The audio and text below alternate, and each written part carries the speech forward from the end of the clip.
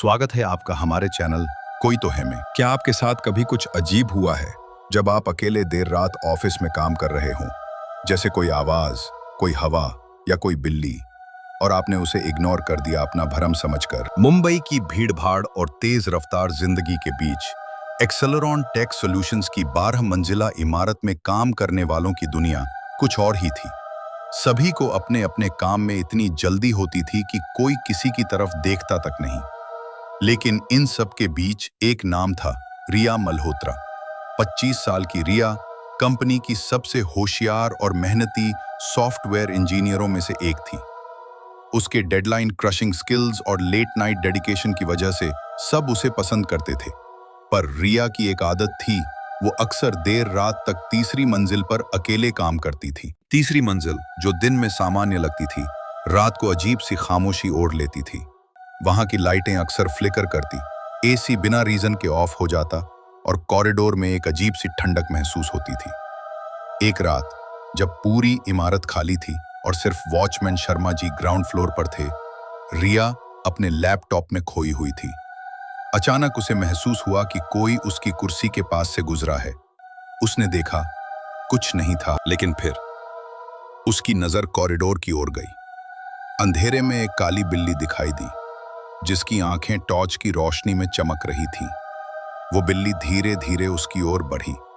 रिया ने बिल्ली को अपनी गोद में ले लिया और वापस अपने डेस्क पे जाके बैठ गई। उसने बिल्ली से बातें करना शुरू कर दिया। क्या नाम है आपका? कहाँ से आई हो? भूख लगी है क्या आपको? बिल्ली ने कोई रिएक्शन नहीं दिया। रिया ने उसे कुछ खाने को दिया और फिर अपने काम में वापस लग गई। उसे फिर से नींद आने लगी।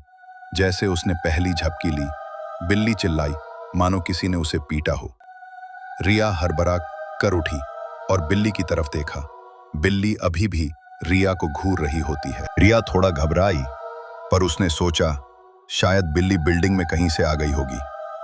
लेकिन क्या ऐसा हो सकता है? इतनी सिक्योर बिल्डिंग में एक बिल्ली? अगले कुछ दिनों में चीजें और भी अजीब होती चली गईं। कंप्यूटर बार बार हैंग होता, फाइल्स अपने आप डिलीट हो जाती, किसी औरत के रोने की धीमी आवाज सुनाई देती, और फिर वही काली बिल्ली हर रात कहीं ना कहीं से आ जाती है। एक रात रिया को लगा कि किसी ने उसका नाम लिया, बहुत धीमे पर उसके कानों के पास। रिया, रिया। वो जैसे ही पीछे मुड़ी, सामने की शीशे की दीवार पर उसने एक परछाई देखी। एक लड़की, उलझे बाल, झुकी गर्दन और गले में टूटी चेन। उसकी आंखें सफेद थीं, बिना पुतलियों के। रिया की सांसें रुक गईं। उसने अपनी कुर्सी पीछे खींची और दौड़ लगाई, लेकिन लिफ्ट बंद थी। रिया सीढ़ियों की ओर भागी। हर सीढ़ी पर उसकी सांसें तेज होती जा रही थीं। तभी बिल्ली सीढ़ियों पर खड़ी हो गई। उसके मुंह से आवाज आई, तू मेरी जगह क्यों ले रही है? रिया चीखी और उसका पैर फिसल गया। वो तीसरी मंजिल से दूसरी के बीच की सीढ़ी पर गिर पड़ी। बेहोश होने ही वाली थी कि एक हाथ ने उसे थाम लिया। वॉचमैन शर्मा जी। उन्होंने रिया को खींचकर ग्राउंड फ्लोर तक लाया, पानी पिलाया और तब रिया फफक कर रो पड़ी। बेटा तू बच गई, पर सब इतने भाग्यशाली नहीं होते, शर्मा जी बोले। रिया ने पूछा, ये सब क्या है शर्मा जी? क्या कोई आत्मा है वहां? शर्मा जी ने एक लंबी सांस ली और बोले, 5 साल पहले उसी मंजिल पर एक फैशन डिजाइनर का ऑफिस था, अनामिका वर्मा। बेहद टैलेंटेड लड़की। उसकी डिजाइन्स को उसकी पार्टनर ने चुरा लिया और शो में खुद का नाम लगा दिया। अनामिका ने इंसाफ मांगा, लेकिन किसी ने नहीं सुना। एक रात उसने उसी ऑफिस में फांसी लगा ली और तब से उसकी आत्मा भटक रही है। उसकी एक काली बिल्ली थी, शीरी। वो आत्महत्या के दिन से गायब है। कहते हैं आत्मा अब उसी में समा गई है और जो भी उसकी जगह उस फ्लोर पर लेता है, उसे वो नहीं छोड़ती। रिया ने छुट्टी ली, लेकिन मन में सवालों की बाढ़ थी। वो वापस आई और तीसरी मंजिल पर लगी पुरानी सीसीटीवी फुटेज मांगी।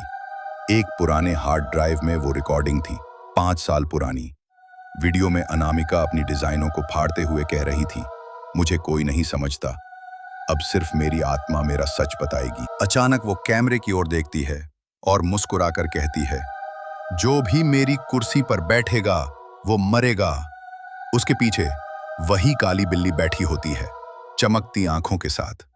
रिया ने तय किया कि उसे इसका सामना करना होगा। वो रात को ऑफिस लौटी, तीसरी मंजिल पर अकेली, लाइट्स बंद, फाइल्स उसकी डेस्क पर खुली। रिया ने जोर से कहा, अनामिका, मुझे तुमसे बात करनी है। मैं तुम्हारी दुश्मन नहीं। कॉरिडोर में हवा का एक झोंका आया और सामने वो बिल्ली खड़ी हो गई। उसके पीछे वही आत्मा, लटकती गर्दन, सफेद आंखें और कांपती आवाज में कहा, तू मेरी कुर्सी पर बैठती है, तू मेरी जिंदगी जीती है, मैं अब चैन से नहीं मर सकती। रिया ने आगे बढ़कर कहा, मैं तुम्हारा सच सबके सामने लाऊंगी। तुम्हारी डिजाइन्स अब तुम्हारे नाम से होंगी। मैं तुम्हारा इंसाफ पूरा करूंगी। आत्मा कांपी, पीछे हटी और काली बिल्ली की आंखों से आंसू गिरने लगे। रिया ने अगले हफ्ते एक ऑनलाइन ब्लॉग और वीडियो सीरीज शुरू की, the real designer, Anamika Verma. उसने सबूत, डिजाइन्स और कंपनी की चोरी की बात दुनिया के सामने रखी। कुछ ही हफ्तों में पूरा इंटरनेट अनामिका की कहानी से भर गया। उसकी सच्चाई सबको दिखी।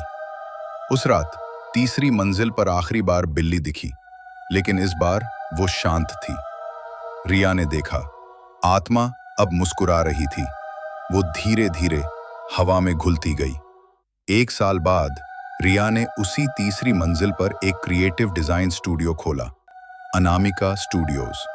लोग कहते हैं अब वहां कोई आत्मा नहीं, लेकिन कुछ लोग अब भी कहते हैं, जब देर रात कोई मेहनत करता है, एक काली बिल्ली उनकी टेबल पर बैठकर उन्हें देखती है।